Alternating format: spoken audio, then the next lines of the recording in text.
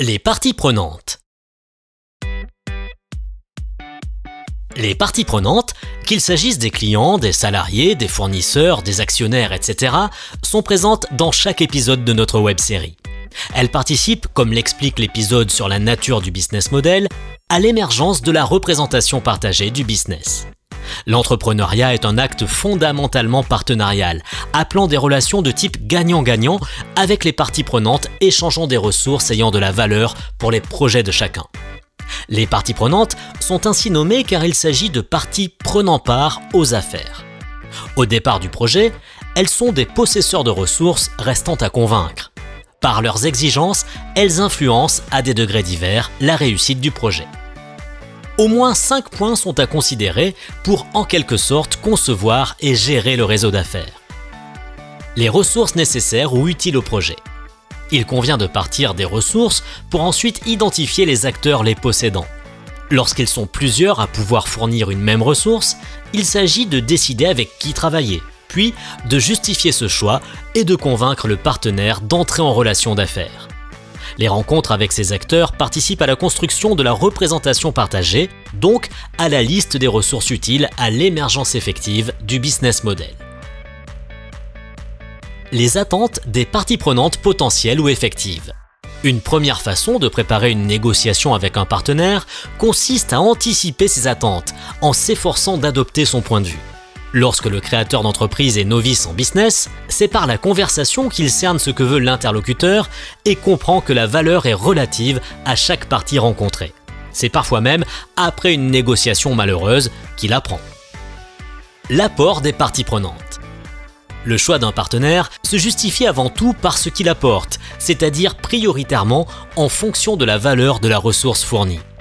Bien que visant l'équilibre dans l'échange de valeurs, l'entrepreneur est parfois conduit à devoir composer avec des acteurs difficiles à contourner. Les jeux politiques sont inéluctables.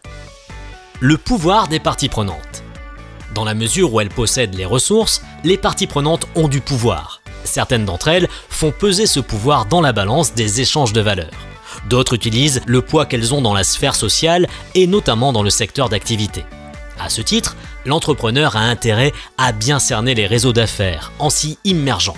Il distinguera alors les partenaires utiles ou nécessaires au lancement de l'activité et ou à la survie de l'organisation de ceux ayant une moindre influence. L'attitude des parties prenantes. Si tout effort d'anticipation est louable, seule la pratique de la relation permet de constater l'attitude effective d'une partie prenante. Une contractualisation, lorsque c'est possible, rappelle les engagements de chacun. Mais il faut aussi comprendre que toute sphère sociale comporte de potentiels conflits, notamment lorsqu'il s'agit du business. La confiance et la fiabilité de la relation interviennent alors également dans le choix du partenaire. Pour ces 5 points, il est recommandé de tenir un tableau comportant au moins 5 colonnes auxquelles il est possible d'ajouter les coordonnées des partenaires identifiés ou rencontrés. En complément, une cartographie des acteurs pourra être dessinée afin de mettre au jour la structure du réseau. Ces 2 outils jouent le rôle de tableau de bord utile au pilotage du réseau d'affaires. La construction de ce réseau ne doit pas faire oublier les parties concurrentes qui ne sont pas des parties prenantes. Les parties concurrentes tentent de capter les ressources dont a besoin l'entreprise. Par exemple, elles séduisent les clients pour les détourner vers leur offre. Une autre forme de concurrence se manifeste lorsque des acteurs évoluant pourtant sur des marchés différents convoitent les mêmes ressources, qu'il s'agisse d'un emplacement, d'un salarié, etc. Les concurrents ne sont pas pour autant forcément des ennemis.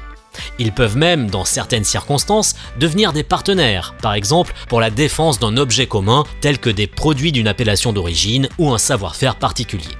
Un autre cas se présente lorsqu'une alliance avec un concurrent permet de conduire ensemble un projet, faute de pouvoir y prétendre seul, par exemple pour répondre à un appel d'offres ou pour exploiter un nouveau territoire.